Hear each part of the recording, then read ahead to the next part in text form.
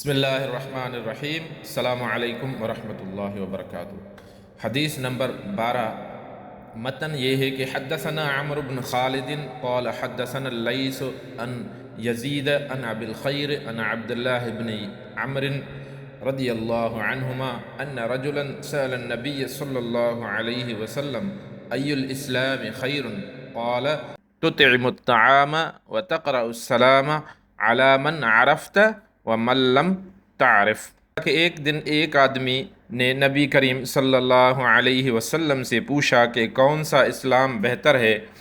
فرمایا کہ تم کھانا کھلاؤ اور جس کو پہچانو اس کو بھی سلام کرو اور جس کو نہ پہچانو اس کو بھی، یعنی الغرض سب کو سلام کرو۔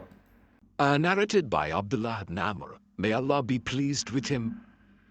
A man asked the Prophet sallallahu alaihi wasallam which aspect of Islam is best.